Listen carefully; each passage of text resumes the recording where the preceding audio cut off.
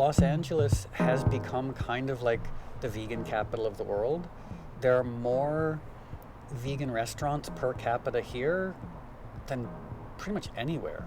What I didn't see was almost like an organic, Mediterranean-inspired vegan restaurant slash bistro. So that's what Little Pine is.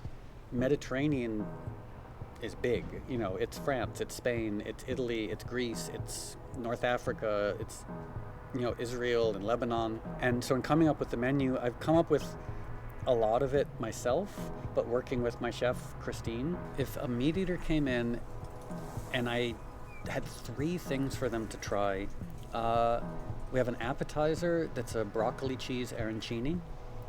We make all our own cheese in-house. And for a main course, I don't know, we have this, it's an agnolotti, it's a handmade rolled pasta. And then for dessert, it's basically a chocolate ganache, but it's kind of like a s'more. If I gave the hardest carnivore those 3 things, they might be converted. We live in this virtual world where everything we do takes place on a screen. There's something really nice about taking our opinions and taking our interests and actually representing them in the physical world. That's what made me want to open Little Pine. I've been a vegan now for 28 years. What led me to vegetarianism and then veganism was simply that I love animals and I don't want to in any way be involved in anything that contributes to animal suffering. To state the obvious, death is unavoidable.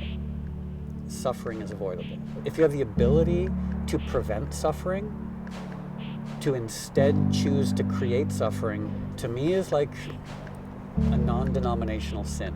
And I don't know how anyone can look at any living, breathing creature on the planet and try to make a case that it doesn't suffer. You know, every creature will do everything in its power to avoid pain and seek well-being. Snails will do that. We don't have to convince people of anything they don't already know.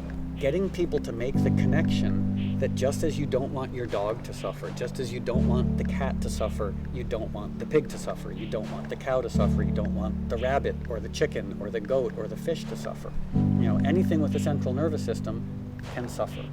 And we just shouldn't be involved in anything that contributes to suffering. By choosing veganism and being concerned for animal welfare, you also reduce climate change, deforestation, water usage, you reduce diabetes, erectile dysfunction, etc., etc. So it's like veganism, when adopted en masse, is this magic bullet that solves all these seemingly disparate problems. So I'm fully convinced that the world will become predominantly vegan, probably within my lifetime, for the most rational and ethical reasons.